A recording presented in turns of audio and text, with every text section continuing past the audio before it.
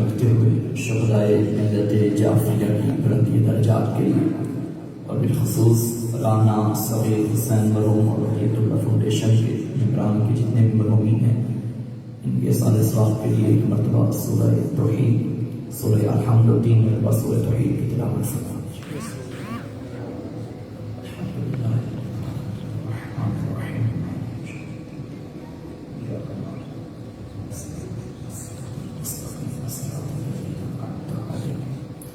غير المغضوب عليهم بسم الله الرحمن الرحيم كل واحد بسم الله الرحمن الرحيم بسم الله الرحمن الرحيم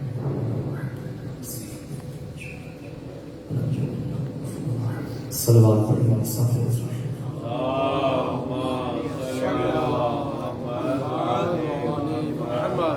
ماشاء اللہ لا حول ولا قوة الا باللہ العلی العظیم بسم اللہ الرحمن الرحیم الحمد للہ العالم العلیم القادر الکبیر الذی لیس له نوع ولا جنس ولا نظیر الذي امر النبي البشير والنذير وصاحب المعراج والسراج المنير يا ايها الرسول بلغ ما انزل اليك من ربك في ام الغدير فقال رسول الله من كنت وليه فعلي وليه والامير الصلاة والسلام والتحية والإكرام على سيدنا سيد العرب والعجم حبيبنا وحبيب قلوبنا شفيع ذنوبنا طبيب نفوسنا أبي القاسم محمد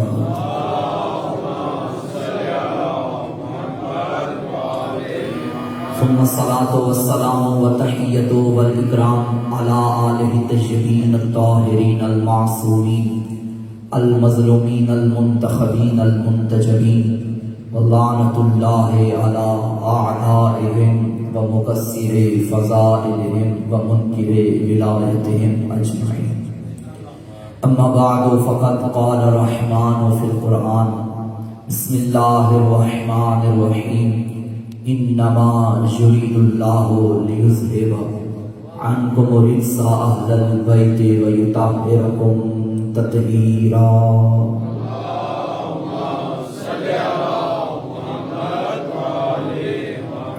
خاندان عصمت و طہارت کے بارے دیگر با آواز بلند صلوات پڑھیں۔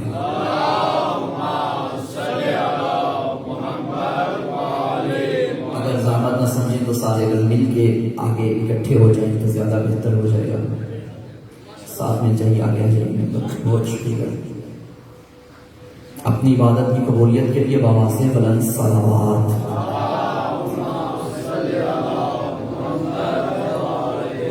نعرہ تکبیر، مل کے ابتدائے مجلس ہے۔ نعرہ تکبیر، نعرہ رسالت، نعرہ رسالت، نعرہ حیدری، نعرہ حیدری پر عظمت باب الحوائج بلندر صلوات۔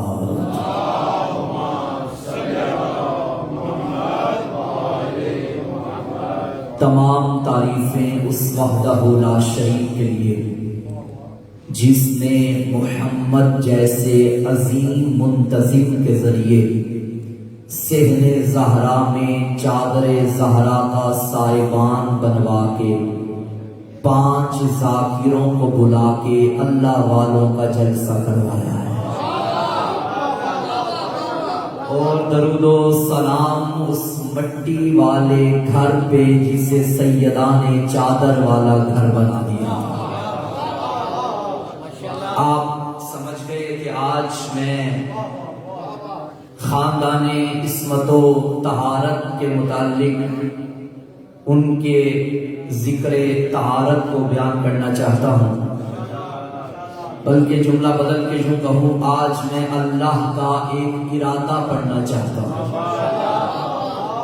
صاحبان ذوق سلیم میرے سامنے تشریف فرما ہیں۔ یہ وہ ارادہ نہیں جو آپ کا اور میرا ہوتا ہے، جو صبح اور ہوتا ہے اور شام میں اور ہوتا ہے، کل اور تھا کل اور ہوگا۔ یہ وہ ارادہ نہیں، اللہ کا ارادہ، اللہ کا ارادہ اللہ کا قانون ہے، اللہ کا ارادہ اٹل حقیقت ہے، اللہ کا ارادہ اللہ کا فعل ہے۔ یہ جو قرآن میں کہا نا، وہ کن کہتا ہے فیکون، تو وہ ہو جاتا ہے۔ یہ تمہیں سمجھانے کے لیے کن کا لفظ استعمال ہوا، وگرنہ اسے کن کہنے کی بھی ضرورت نہیں۔ وہ ارادہ کرتا ہے تو کائنات بن جاتی ہے، یہ اس کا ارادہ ہے۔ انما یرید اللہ، بے شک اللہ کا ارادہ۔ اچھا، اگر دل ہو تو میں اس ارادے کی وضاحت میں اللہ کا ایک اور ارادہ پڑھوں۔ سورہ قصص آیت نمبر 5 میں اللہ نے فرمایا وَنُرِيدُ أَن نَّمُنَّ عَلَى الَّذِينَ اسْتُضْعِفُوا فِي الْأَرْضِ وَنَجْعَلَهُمْ أَئِمَّةً وَنَجْعَلَهُمُ الْوَارِثِينَ۔ جن لوگوں پر زمین میں ظلم ہوا، جنہیں کمزور بنایا گیا، ہمارا ارادہ ہے کہ انہیں امام بھی بنائیں گے، زمین کا وارث بھی بنائیں گے۔ یہ کس نے فرمایا؟ اللہ نے۔ نُرِيدُ ہمارا ارادہ ہے، اُرِيدُ نہیں، میرا نہیں، ہمارا۔ مجھے چلنا پڑے گا کہ میرا ساتھ کیجئے گا، ہم سفر رہیے گا۔ مفسرین نے لکھا کہ جب اللہ اپنے لیے لفظ ہم استعمال کرتا ہے تو گویا وہ خود کو مقام تکبر پہ لاتا ہے، خود فخر کر کے بیان کرتا ہے۔ یہ کیا کہنے مزاج توحید کے، جب اللہ نے مصطفیٰ کو فاطمہ عطا کی، یہ نہیں کہا میں نے فاطمہ دی، اِنَّا أَعْطَيْنَا، ہم نے تجھے فاطمہ عطا کی۔ کیا کہنے شان زہرا کے کہ جو مصطفیٰ کو عطا کرتے وقت اللہ خود تکبر کرتا ہے۔ ہمارا ارادہ ہے ہم زمین پہ مظلومین کو وارث بنائیں، تو جب اللہ کا ارادہ ہے تو گویا اس نے وارث بنا دیا۔ ان سے ایک نعرہ علی وارث برداشت نہیں ہو رہا، جملہ کہوں، اللہ نے اس نعرے کو قرآن میں بیان کرتے وقت خود تکبر کیا ہے۔ ہمارا ارادہ ہے کہ ہم زمین پہ مظلومین کو وارث بنائیں۔ ہم اللہ وارث کے منکر نہیں، مگر یہ تمہاری پرانی عادت کہ تم نے علی وارث کے مقابلے میں اللہ وارث لکھ کے، پرانی عادت کے مطابق تمہارے نزدیک علی کے مقابلے میں کوئی بندہ ہوتا ہی نہیں۔ تم نے علی کے مقابلے میں اللہ کو کھڑا کر دیا اور ہمیں کہتے ہو کہ ہم مشرک نہیں۔ تشیع کے نزدیک علی اور اللہ مقابلے میں نہیں ہے، بلکہ ہم اللہ تک پہنچنے کے وسیلے کو علی کہتے ہیں۔ ہمیں جو علی نے درس توحید دیا، فرمایا انا باب اللہ الذی یؤتی منہ، میں اللہ کا وہ دروازہ ہوں جہاں سے اللہ ملا کرتا ہے، جہاں سے توحید کی معرفت ہوتی ہے، اسے ولایت علی بن ابی طالب کہتے ہیں۔ ہمیں تو علی نے بتایا کہ جس سے میں سجدے کر رہا ہوں، بلکہ مولا کا فرمان کہ میرا اللہ میری عزت کے لیے یہ کافی ہے کہ میں تیرا بندہ ہوں، اور میرا فخر یہ ہے کہ تو میرا اب ہے۔ اللہ کا ارادہ اللہ کا فعل ہے، اللہ کی حقیقت ہے، اللہ کا قانون ہے۔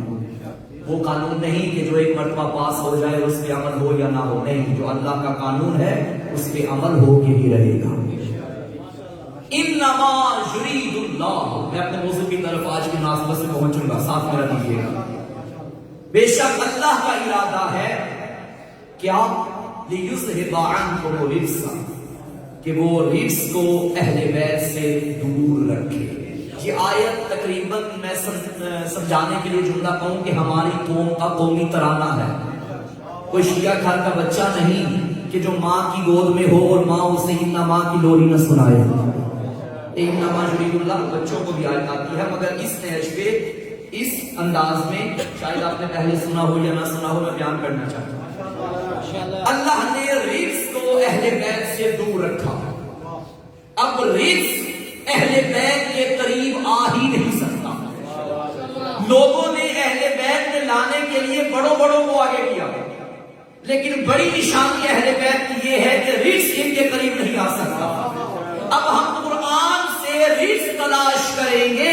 جس میں رزق ہوا وہ اہل رزق تو ہو سکتا ہے، اہل بیت نہیں ہو سکتا. قرآن سے پوچھیں گے کہ اللہ کی کتاب تو ہی بتا کہ رزق کون ہے، کیا ہے، پھر ہمیں اہل بیت کی پہچان بھی ہو جائے. تو اللہ نے فرمایا فاجتنبوا الرجس من الاوثان، خبردار بت پرستی کے رجس سے بچو. بت ہے رجس ہے اہل بیت سے دور. تو پھر جس کا ماضی بتوں کی آلودگی میں گزرا ہو اس کا حال اہل بیت نہیں ہو سکتا. وہ اہل بت تو ہو سکتا ہے مگر اہل بیت. ساری قوم میلے پہ چلی گئی.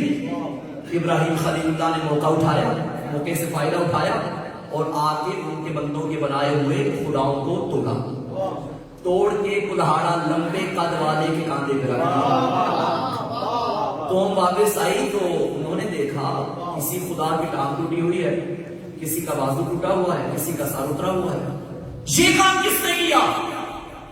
وہاں جو سب سے بڑا بندہ ان کا شیخ تھا، اس نے کہا جی یہ کام ابراہیم کے علاوہ اور کوئی نہیں کر سکتا. انہوں نے کہا آپ کو کیسے پتا کہ ابراہیم؟ کہنے لگے کہ توڑ وہی سکتا ہے جو کبھی جھکا نہ ہو. بت پرست کبھی بت شکن نہیں بنتا. انہوں نے کہا اچھا پھر بلاؤ ابراہیم نبی کو بلایا گیا. کہ ان بتوں کو آپ نے توڑا؟ حضرت نے یہ بھی نہیں فرمایا کہ میں نے توڑا اور یہ بھی نہیں فرمایا کہ میں نے نہیں توڑا. فرمایا یہ جو لمبے قد والا ہے اس سے پوچھ لو. کہنے لگے اس سے ہم کیسے پوچھیں؟ یہ نہ بول سکتا ہے نہ سن سکتا ہے. کیا کہنے مصطفیٰ، کیا کہنے ابراہیم خلیل اللہ کے کہ اپنے ایک قول سے زمانے کو بتا دیا. جو اپنے بنائے ہوئے ہوتے ہیں نہ کسی کی سنتے ہیں نہ کسی کو جواب دیتے ہیں. اپنے بنائے ہوئے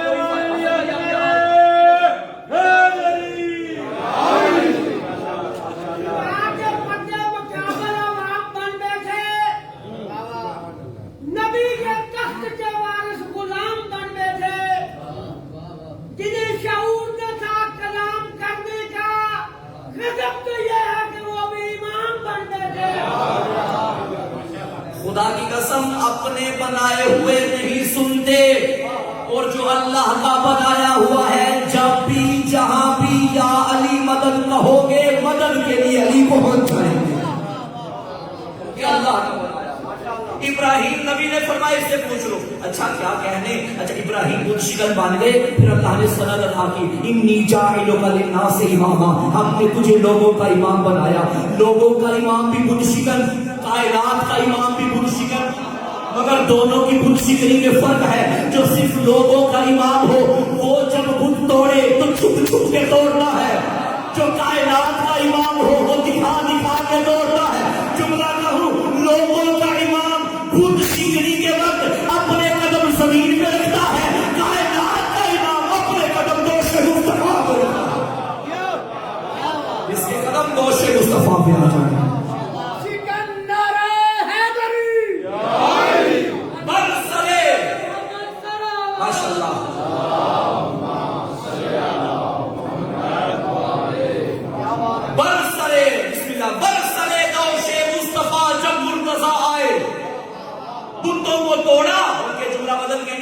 صاحب معراج کے شانوں پہ علی کی معراج ہو رہی ہے.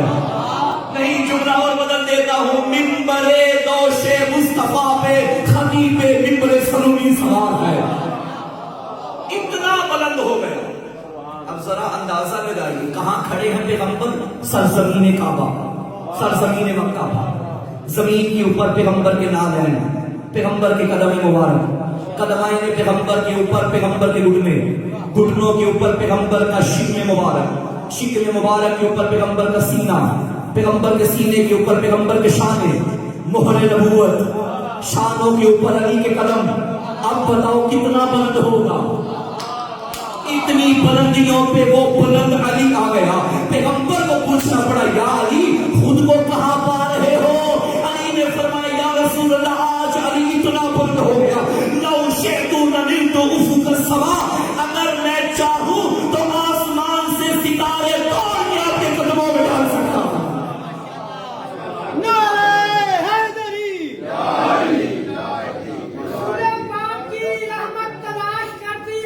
ماشاءاللہ.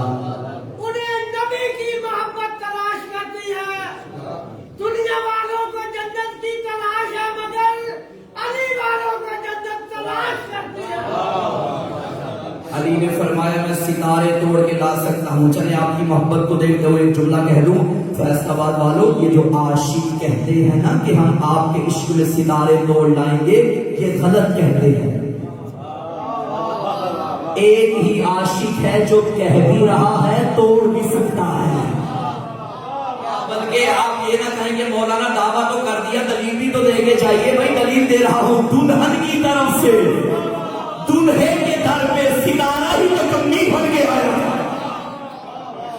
یہ ولی اللہ ہے، یہ ولی اللہ ہے، یہ اللہ کے ولی ہے. یہ اللہ کی دی ہوئی طاقت سے، یہ اللہ کے عطا کردہ معجزات سے ستارے بھی توڑ سکتے ہیں، سورج کو پلٹا بھی سکتے ہیں، چاند کے دو ٹکڑے بھی کر سکتے ہیں. ولی جو اللہ ہے علی، جب ولی ایسا ہے تو اللہ کیسا ہوگا. اللہ بت پرست اہل بت ہو سکتا ہے، اہل بیت نہیں ہو سکتا. دل ہو تو ایک اور حصہ بیان کروں. بسم اللہ الرحمن الرحیم. یا ایھا الذین آمنوا انما الخمر والمیسر والانصاب والازلام رجس من عمل الشیطان فاجتنبوه لعلکم تفلحون. اے ایمان والو، شراب رجس ہے، شراب رجس ہے، رجس اہل بیت سے دور ہے. جب شراب رجس ہے تو شرابی بھی رجس ہے. ویڈیو کیمرہ ہے، لائیو چل رہی ہے، حوالہ اگر کوئی طلب کرے تو دے دوں گا. بھائیوں کی کتابوں سے کم از کم 3 حوالے اس واقعے کے رکھتا ہوں اپنے پاس. بھرا دربار تھا، بڑے صاحب کے بیٹے نے شراب پی لی، باپ کو غصہ آیا، تیور بدل گئے اور کہنے لگے اس کو کوڑے مارے جائیں. بیٹا بگڑ گیا، بابا کوڑے وہ مارے جس نے خود کبھی نہ پی ہو. المسلمین من فعل فعلی فی جاہلیت او اسلام فلا یحدنی. جس نے زمانہ جاہلیت میں یا زمانہ اسلام میں ایک مرتبہ بھی یہ فعل کیا ہو، اس کا حق نہیں بنتا کہ مجھ پہ حد جاری کرے. سامعین گرامی، اگر جو بندہ چھپ چھپ کے اسموکنگ کرتا ہو اور وہ 4 بندوں کے آگے بیٹھ کے کرے کہ اسموکنگ نہ کرے، کینسر کا خطرہ ہے، وہ کہیں گے زیادہ حاجی نہ بن. فرق یہی ہے تو چھپ کے پیتا ہے، ہم سب یہاں پیتے ہیں. بیٹے نے سارا دربار خاموش کروا دیا، کوئی نہ اٹھا. روایت کے فکرے میں فقام علی بن ابی طالب، وہی اٹھا جسے اٹھنا چاہیے تھا. فقال لوالدہ الحسن فاخذ بيمينه، فقال لوالدہ الحسین فاخذ بيسارہ. اکیلے نہیں اٹھے، یہاں سے حسن کو لیا، یہاں سے حسین کو لیا. حسن بیٹا تو اس کا دایاں بازو پکڑ، حسین بیٹا تو اس کا بایاں بازو پکڑ. ثم ضرب 16 صوتا. اس کے بعد علی نے 16 کوڑے مارتے ہوئے فرمایا تو نے کیا سمجھا تھا سارے ایک جیسے ہوتے ہیں؟ میں وہ علی ہوں، نہ علی نے شراب کو پیا ہے، نہ میرے بابا نے شراب کو منہ لگایا، نہ میرے دادا نے شراب کو منہ لگایا، نہ میری چھت میں سے کسی نے شراب کو منہ لگایا. پتا چلا شرابی اور ہوتے ہیں، اہل بیت اور ہوتے ہیں. صلوات پڑھی آقا کی ذات پہ بہت سے.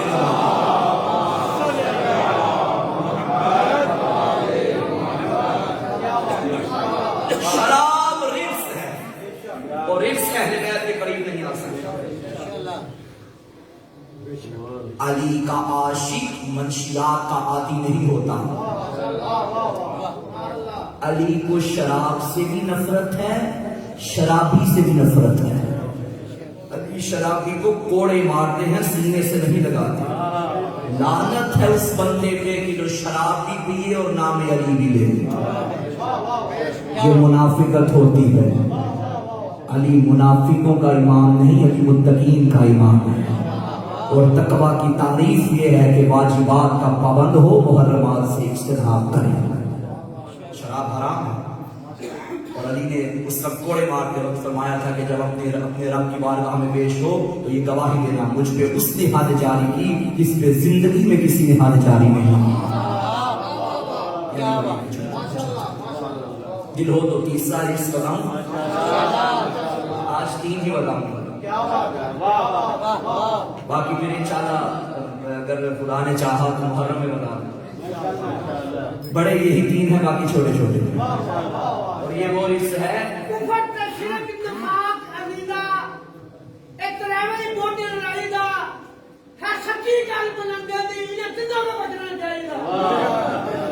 یہ وہ رزق ہے جو چلتا پھرتا ہے، 2 ٹانگوں والا۔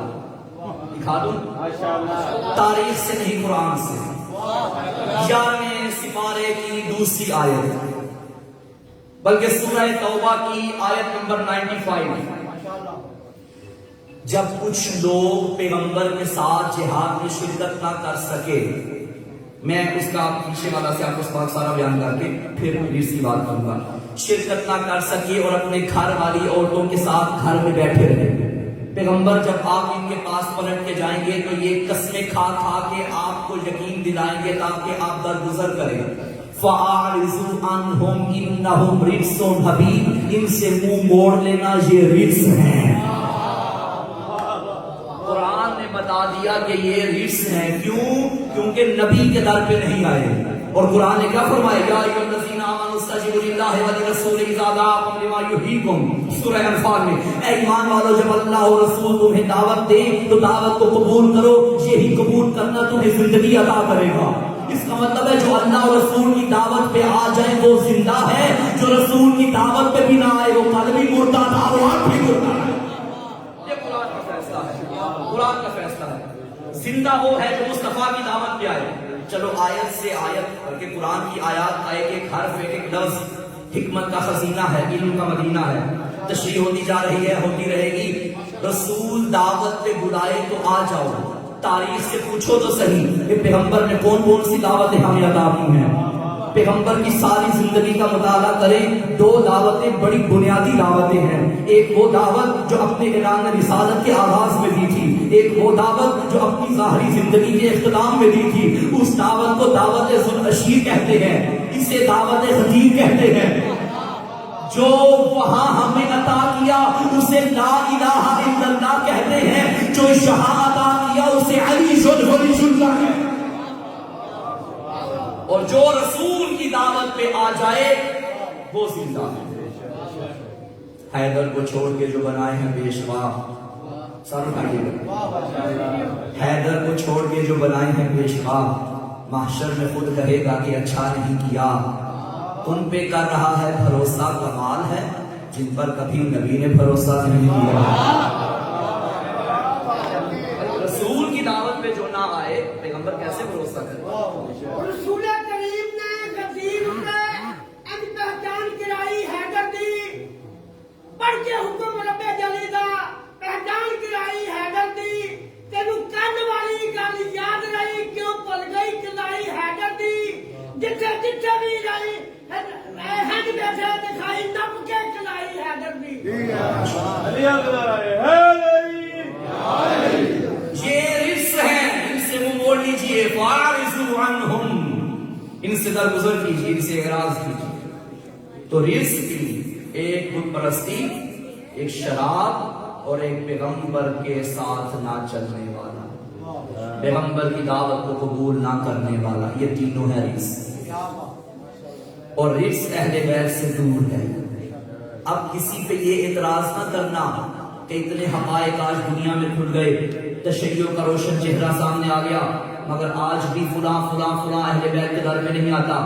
بھائی نہیں آتا کیا کرے بیچارہ، اللہ کا قانون ہے، رزق اہل بیت کے گھر پہ نہیں آ سکتا۔ پوری ذمہ داری سے جملہ کرنے لگا ہوں، پیغمبر کے دور سے لے کر اب تک، اور اب سے لے کر قیامت تک خدا بہتر جانے، لیکن اب تک تشیع اتنی تیزی سے نہیں پھیلی جتنی تیزی سے آج کے دور میں پھیل رہی ہے۔ اس میں بہت بڑا ہاتھ سوشل میڈیا کا ہے. وہ بڑے بڑے حقائق جو کتابوں میں بند تھے, لوگوں سے دور تھے, عام بندے کی رسائی نہیں تھی, وہ کھل کے سامنے آ گئے. جہاں صرف لائبریری کا مالک ہی جانتا تھا اور پہنچ پاتا تھا, آج وہ ہر بندے کے ہاتھ میں حقائق آ گئے. اور اسی کا تو نتیجہ ہے کہ مولانا طارق جمیل کو بھی کہنا پڑا کہ علی حق ہے. مولانا اسحاق مدنی مرحوم کو بھی کہنا پڑا کہ سیدہ سچی تھی. انجینئر مرزا محمد علی کو بھی کہنا پڑا کہ تشیع کی نماز ٹھیک ہے. ڈاکٹر طاہر قادری کو بھی کہنا پڑا کہ غدیر میں علی کی ولایت کا اعلان ہوا تھا. حقائق روشن ہو گئے, حقیقتیں عیاں ہو گئی, آج علی چھا گئے. لیکن اس کے باوجود بھی کسی کو اہل بیت کا درد سمجھ میں نہ آئے تو پھر وہ اپنی قسمت پہ روئے, کیونکہ اہل بیت کی محبت نتیجہ ہے بڑوں کی شرافت کا. اللہ اہل بیت سے رزق دور ہے. یہ طاہروں کا گھرانہ بلکہ مطہروں کا بھی گھرانہ, خود بھی پاک ہے, اپنے در پہ آنے والوں کو بھی پاک بنا دے. بلکہ سورہ جمعہ میں پیغمبر کو بھیجنے کا مقصد بھی اللہ نے یہی بیان فرمایا, وَيُزَكِّيهِمْ وَيُعَلِّمُهُمُ الْكِتَابَ وَالْحِکْمَةَ. یہ مصطفیٰ کیا کریں گے؟ تزکیہ نفس کریں گے, لوگوں کو پاک کریں گے اور کتاب و حکمت کی تعلیم بھی دیں گے. دو صفات عالیہ پیغمبر. پہلی صفت توجہ ہے نا, پہلی صفت تزکیہ, دوسری صفت معلم ہے, علم سکھائیں گے. دیکھیے فاقد الشیء کبھی مطیع الشیء نہیں ہو سکتا. جس کے پاس خود کچھ نہ ہو وہ کسی کو کچھ نہیں دے سکتا. تزکیہ کرنے والے کے لیے شرط ہے کہ خود بھی ذکی ہو. علم سکھانے والے کے لیے شرط ہے کہ خود بھی عالم ہو. مگر تاریخ میں کچھ ایسے خائن پیدا ہو گئے جنہوں نے پیغمبر کی ان دونوں صفات عالیہ پہ حملہ کرنا چاہا. صفت علم پہ کیسے حملہ کیا کہ نعوذ باللہ پیغمبر لکھنا پڑھنا نہیں جانتے تھے. یہ پیغمبر کے علم پہ حملہ. پیغمبر کی ذکاوت اور پیغمبر کی صفائی اور طہارت پہ کیسے حملہ کیا کہ جبریل آئے, آپریشن کیا اور اندر سے آلودگی کو نکالا. یہ ہے پیغمبر کی ذکاوت پہ حملہ. توجہ ہے. کیوں؟ کیونکہ لوگوں کو معلوم تھا اگر ہم نے اسے ذکی مان لیا یا اسے عالم مان لیا, اسے پاک و اطہر طاہر و اطہر مان لیا, پھر اس کے بعد اس کی جگہ پہ بھی ایسا ہی لانا پڑے گا جو اس جیسا پاک بھی ہو. توجہ, میں بات بڑی گہری کر رہا ہوں. اس جیسا پاک بھی ہو, اس جیسا عالم بھی ہو. جب انہیں اپنے پاس نبی کے بعد نبی جیسا کوئی نہ ملا, پھر نبی سے ہی ان صفات کو نکالنے کی کوشش کی. مگر خدا کی قسم یہ مذہب حقہ ہے جس کے پاس ایک فہرست موجود ہے جو پیغمبر کے بعد آئے اور پیغمبر جیسے بن کر آئے. جیسے پیغمبر پاک ہے یہ بھی پاک ہے, جیسے نبی عالم ہے یہ بھی عالم ہے. جہاں تو دنیا میں کوئی ایسا نہ ہو جو نبی جیسا ہو تو پھر ہم مانتے ہیں کہ نبی ان صفات کے حامل نہیں تھے. لیکن اگر ایک طویل فہرست موجود ہے ان کی جو نبی جیسے ہیں. جناب سلیمان کے بارے میں کیا فرمایا؟ سلیمان منا اہل بیت. یہ صحابی رسول کی شان. صحابی کے بارے میں فرمایا کہ یہ ہم میں سے ہے, مگر یہ نہیں فرمایا کہ میں بھی اس میں سے ہوں. صحابہ کی شان یہاں آ کے رک گئی. کیا کہنے اہل بیت کے؟ یا علی انت منی وانا منکا, مجھ سے ہے میں تجھ سے ہوں. الحسن منی وانا منہ, حسن مجھ سے ہے میں اس سے ہوں. الحسین منی وانا من الحسین, حسین مجھ سے ہے میں حسین سے ہوں. اب پتا چلا صحابی نبی میں سے ہو سکتا ہے, نبی صحابی میں سے نہیں ہو سکتا. اہل بیت نبی میں سے ہے, نبی اہل بیت میں سے. فرق ہے دنیا کی صحابہ میں اور اہل بیت. اور علی نبی جیسے ہیں مگر نبی نہیں. نبی جیسے ہیں مگر نبی نہیں. علی آپ کو مجھ سے وہی نسبت ہے جو ہارون کو موسیٰ سے الا لا نبی من بعدی, سوائے اس کے کہ میرے بعد کوئی نبی نہیں ہوگا. یعنی اگر نبی ہوتا تو علی ہی ہوتا.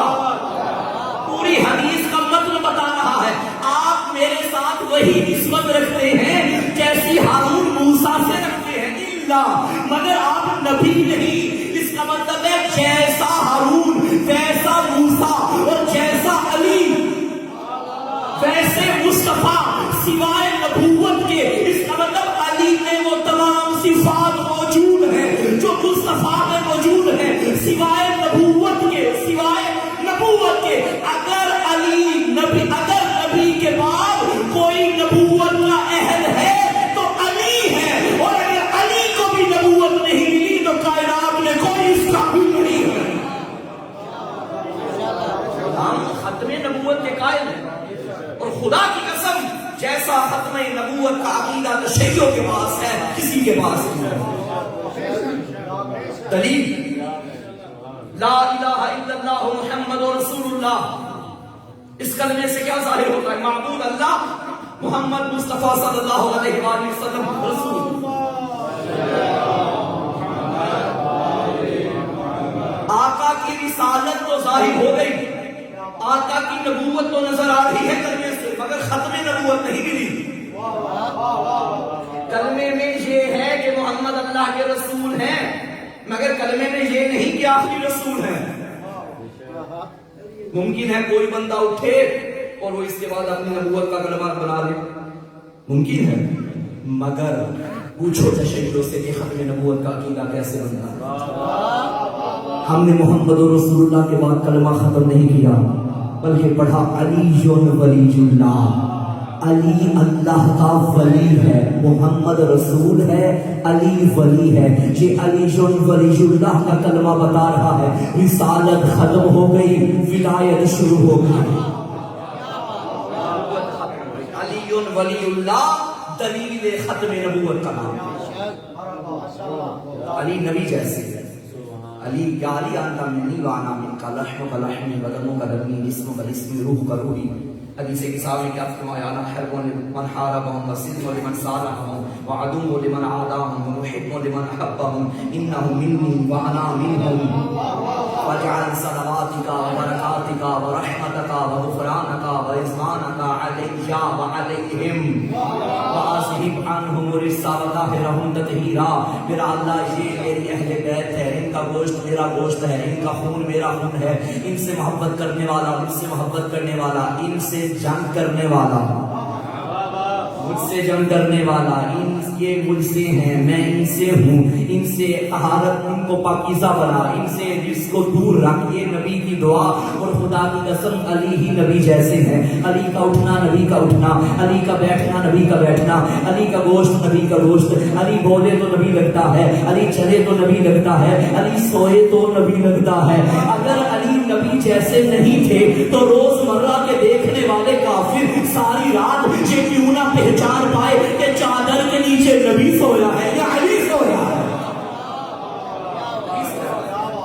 یہ وہ فہرست ہے جو نبی جیسی ہے، مگر نبی نہیں۔ اگر یہ نبی پاک ہے اور پاکیزہ بناتے ہیں تو اہل بیت بھی پاک ہیں اور پاک کرتے ہیں۔ نبی عالم ہے اور کتاب و حکمت کی تعلیم دیتے ہیں تو اہل بیت بھی عالم ربانی، عالم علم لدنی کے مالک ہیں جو علم سکھاتے ہیں۔ خود بھی پاک، زمانے کو بھی پاک ہے۔ فاحشہ آئی تھی ساتویں در کے مولا پہ، ساتویں مولا کے در تھی فاحشہ، یہ طاہر بھی تھا، اطہر بھی تھا، مطہر بھی تھا۔ یہ صرف خود پاک نہیں رہا، فاحشہ کو بھی عابدہ بنا کے بھیجا۔ یہ یطہرکم تطہیرا کا مصداق۔ یہ منزل حضرت یوسف پہ بھی آئی تھی، زلیخا نے 7 دروازوں کے اندر بند کر دیا۔ حضرت یوسف علیہ السلام نے پہلا دروازہ تو بڑی مشکل سے کھولا، باقی خود کھلتے چلے گئے، خود کو بچا لیا، مگر زلیخا زلیخا ہی رہی۔ معصوم نبی تھے نا، توجہ ہے سامنے محترم، معصوم نبی تھے، خود عصمت اپنی باقی رکھی، گناہ سے بچے رہے، مگر زلیخا کا ذہن وہی رہا، جیسی آئی تھی ویسی ہی حسرت لے کے باہر چلی گئی، مگر یوسف چلے گئے، آزاد تھے۔ یہ آزاد نہیں، قیدی ہے، قیدی ہے۔ یہاں فاحشہ آئی، کہا ہوگا میرا اللہ وہ یوسف تھا، میں فخر یوسف ہوں، وہ آزاد تھا، خود بھاگ گیا، میں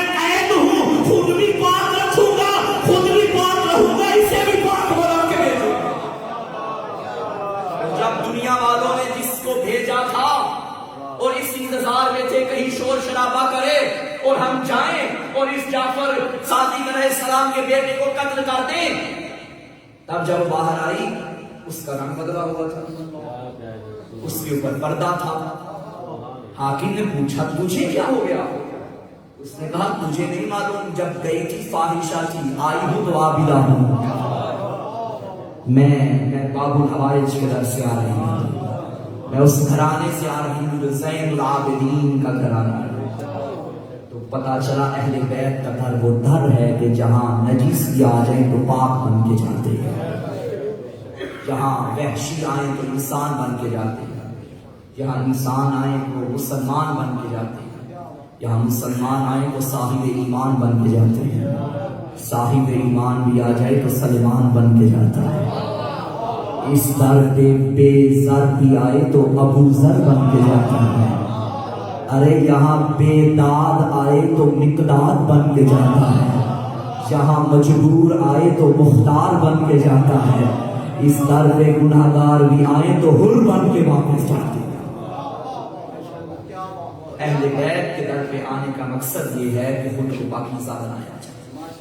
آج اگر اس امام کی مجلس سے منعقد کر رہے ہیں, آپ نے اس کا پروگرام کیا, تشریف لائے, آرام چھوڑ کے, کام چھوڑ کے, تو جیسے اس فاحشہ کو درس ملا تھا, اللہ نہ کرے اگر ہم میں کوئی گناہ میں مبتلا ہے تو باب الحوائج کے صدقے یہاں سے پاک بن کے ہم واپس جائیں.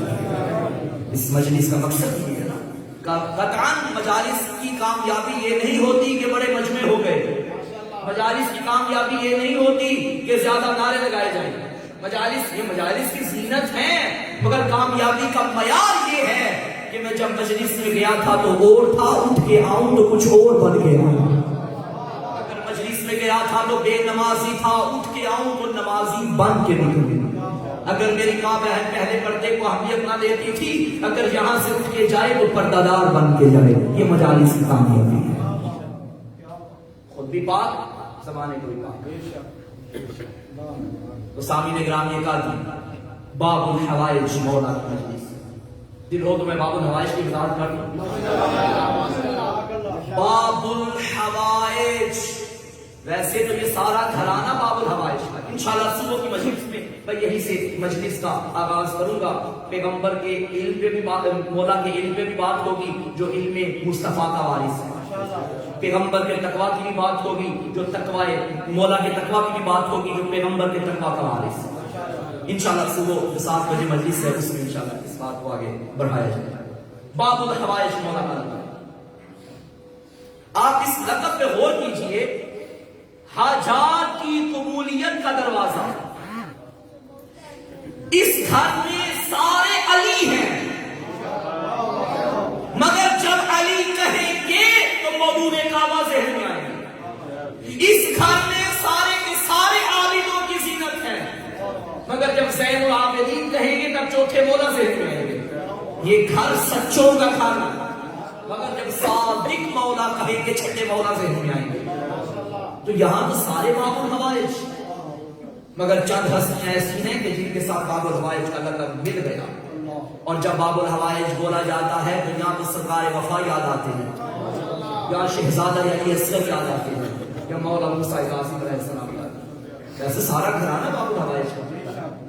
شہزادہ علی اصغر, میں نے گزشتہ دنوں جب رجب کے آغاز میں آقا کی ولادت کا دن تھا تو جشن میں میں نے ایک جملہ پڑھا تھا, میرا دل بن گیا کہ شہزادے کی شان. علی اصغر کو کبھی چھوٹا نہ سمجھنا. شہزادہ علی اصغر اس شہزادے کا نام ہے جسے اصغر بولنے سے پہلے علی کہنا پڑتا ہے. جتنا چھوٹا ہے اتنا بڑا باب الحوائج ہے. اسی طرح مولانا موسیٰ کاظم علیہ السلام باب الحوائج. باب الحوائج, باب الحاجت نہیں, باب الحوائج یعنی ایک حاجت کا دروازہ نہیں, حاجات کا دروازہ. اور کہیں بھی قید نہیں لگائی گئی کہ یہ حاجات پھر دنیا ہے یا پھر آخرہ, نہیں. جب حاجات کہہ دیا تو مطلقاً کہہ دیا. جیسے یہ ایمان دنیا میں بھی ہے اور آخرت میں بھی ہے, اسی طرح باب الحوائج دنیا میں بھی ہے آخرت میں بھی ہے. پھر دنیا میں کون کون سی حاجت اور آخرت میں کون کون سی حاجت ہے. دنیا میں اگر آپ اپنی زندگی کو سامنے رکھیں اور ذرا صبح سے لے کے شام تک دیکھیں کہ مجھے کون سی حاجت درپیش ہو. سب سے بڑی حاجت سانس کی حاجت، کامیابی کی حاجت، علم کی حاجت، رزق کی حاجت. اس کا مطلب ہے کہ جو کچھ چاہیے اس در پہ آ جاؤ، اس کے صدقے میں اللہ تمہیں سب کچھ عطا کر دے گا. انا مدینۃ العلم وعلی بابھا، علم کا دروازہ بھی ہے. یہ رزق سے مراد صرف روٹی نہیں ہوتی. آپ ذرا کتب کا مطالعہ کیجیے اور رزق کی ڈیفینیشن تلاش کیجیے کہ رزق کیا ہے. ماں سوائے خدا اللہ جو بھی عطا کرتا ہے، ہر عطائے خدا کو رزق کہا جاتا ہے. تو رزق ملتا ہے ان کے در سے، ان کے صدقے میں. آپ نماز کے بعد کیا دعا کرتے ہیں؟ توجہ، اللہم ارزقنا ایمانا صادقا. سچا ایمان بھی رزق ہے. اللہم ارزقنا ایمانا صادقا ولسانا ذاکرا وقلبا خاشعا وبدنا صابرا وعلما نافعا ورزقا واسعا وعملا متقبلا وتوبة نصوحا. یہ سارے رزق ہیں جو اہل بیت کے صدقے میں کائنات کو ملتے ہیں.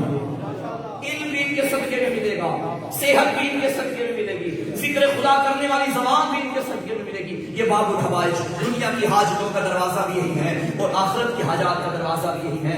آخرت کی حاجت کیا ہوگی؟ جو بندہ بھی قبر میں جانے کے بعد محشر کے میدان میں محشور کیا جائے گا، ہر انسان کو یہی حاجت ہوگی، مجھے نجات مل جائے، میں جنت میں چلا جاؤں. تو اس حاجت کا دروازہ بھی 14 ہے.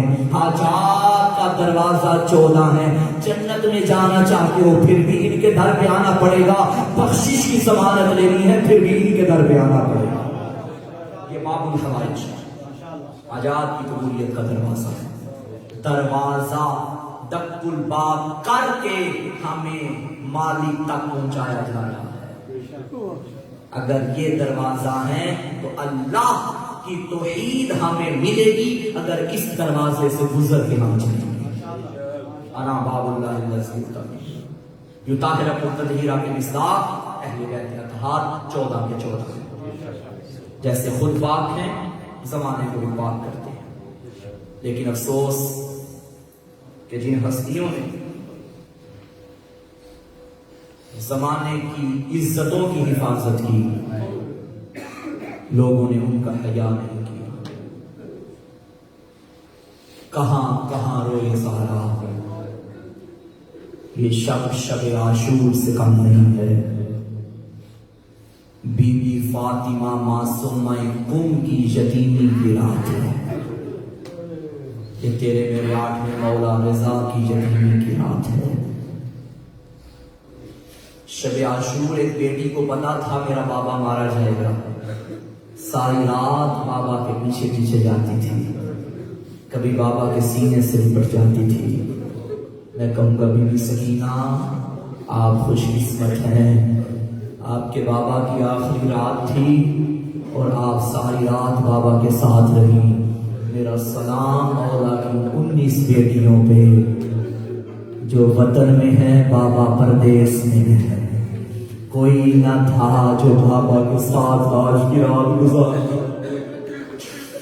روایت کے فکرے ہیں 14 سال قید میں رہا، 4 قیدیں مولا نے گزاری، کل دورانیاں ہیں 14 سال.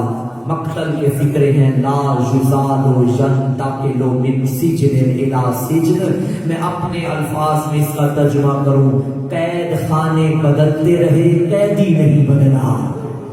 اجرکم علی اللہ، داروغے بدلتے رہے مگر قیدی نہیں بدلا. عزادارو اللہ نہ کرے اگر کسی بیٹی کا باپ قید خانے میں ہونا، بیٹیوں کو امید ہوتی ہے آج نہیں تو کل آ جائے گا. اس عید میں نہیں آیا تو اگلی عید میں بابا ساتھ ہوگا. 14 سالوں میں 28 عیدیں آتی ہیں. یہ وقت آ گیا امام کی بیٹیاں نا امید ہو گئی، ہمارا بابا نہیں آئے گا. 28 عیدیں بابا کے بغیر کی مولا کی بیٹیوں نے. اجرکم اللہ. اہل عزا 14 سال یہ مولا زندان میں رہا. مگر تاریخ گواہ ہے اس عرصے میں نہ دشمن کے لیے بد دعا کی ہے، ہر وقت عبادت میں گزارا، بلکہ روایت کے جملے ہیں مولا آدھی آدھی رات تو دعا کرتے تھے اللہم انکا تعلم انی کنت اسألک تفرغنی لعبادتک، میرا اللہ تو جانتا ہے میں یہی دعائیں کرتا تھا، مجھے ایسے فرصت کے لمحات دے میں جی بھر کے تیری عبادت کر سکوں۔ یا خدا تو نے دعا قبول کر لی، فلک الحمد علی ذالک، میں اس پہ تیری تعریف کرتا ہوں۔ مولا مجھے موقع مل گیا، میں تیرے سجدے کر رہا ہوں۔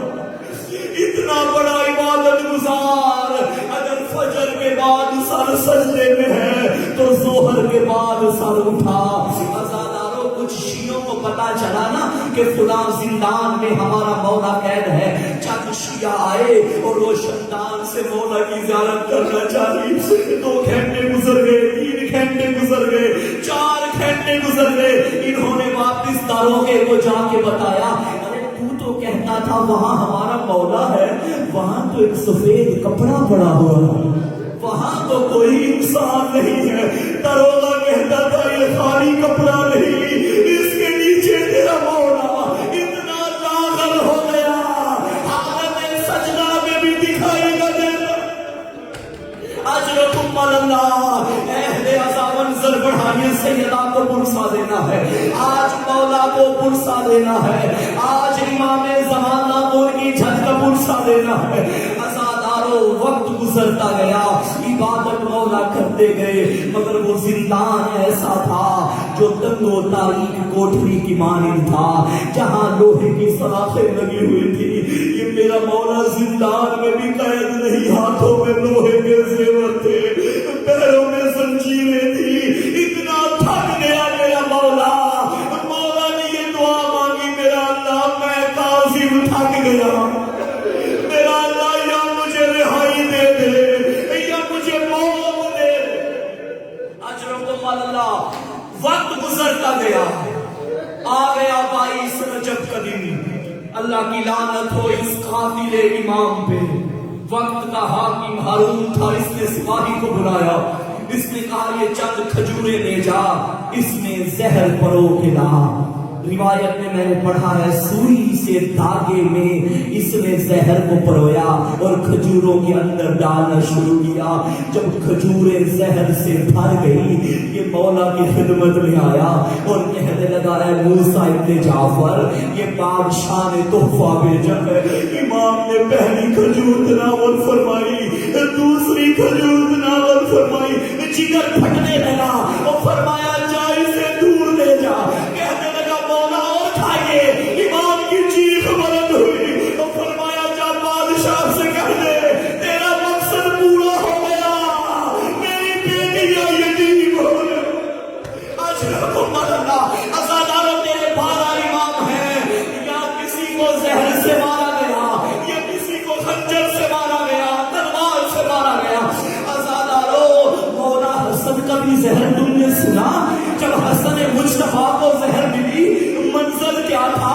جگر پھٹ پھٹ کے باہر آتا تھا، آدھی رات کا وقت تھا، حسن کو اور کوئی دروازہ نہیں ملا، چلتے چلتے ام فروا کے در پہ آئے، قاسم کی اماں مجھے سنبھال، میرے قاسم کو بھلا۔ اجرکم اللہ، عزاداروں ام فروا آئی، 3 سال کا قاسم تھا، حسن کے لال نے کہا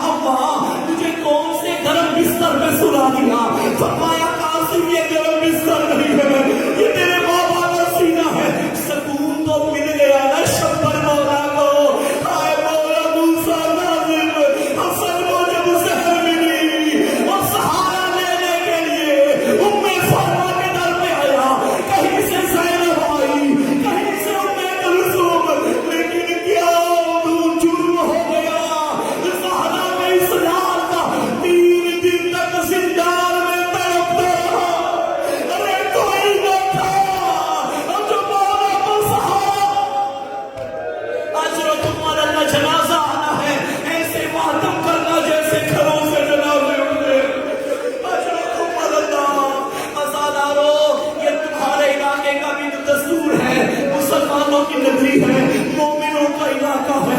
अल्लाह ना करे नबी का कोई उम्मती यहाँ मर जाए, उसका यहाँ कोई करीबी मौजूद ना हो, लेकिन तुम कहोगे अगर कुछ नहीं लगता, जब मैं कहूँगा तब जनाजा लाइएगा, तुम यही कहोगे अगर किसी का कुछ नहीं लगता।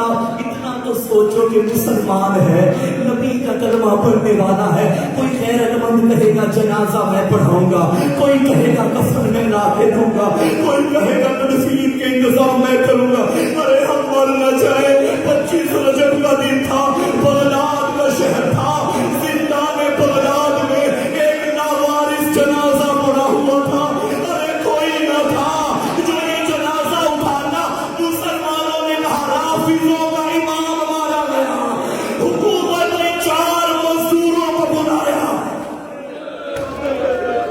कायनात के सरदार का जनाजा, हुज्जत वक्त का जनाजा, अल्लाह के इमाम वली का जनाजा, मगर उठाने के लिए 4 मजदूर आए।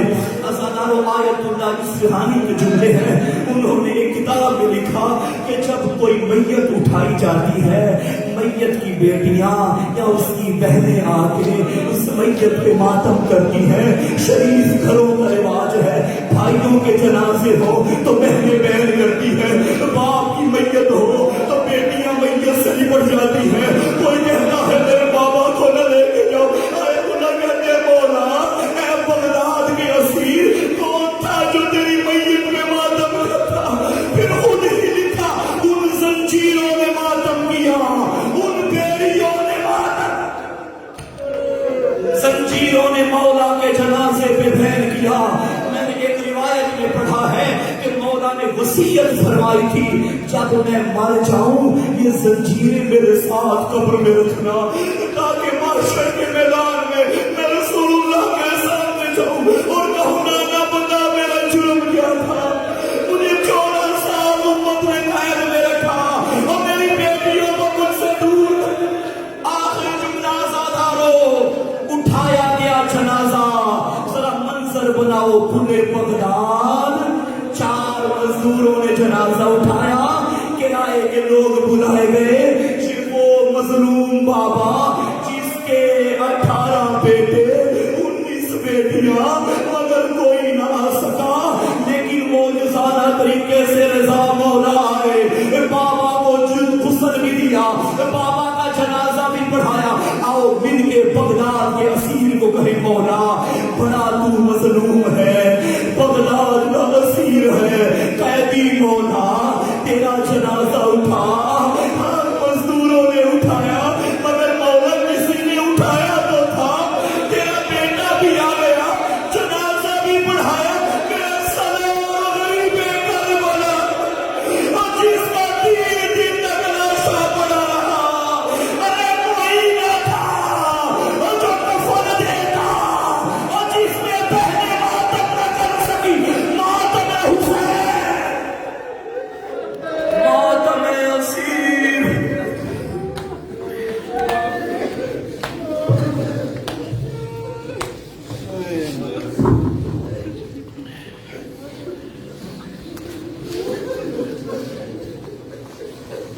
तीन रोज पुल हाय,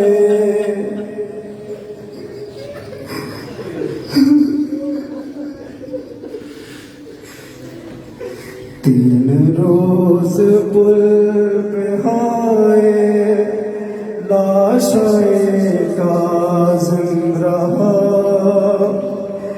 और रोती ही रही है जिस पे हाय फातिमा।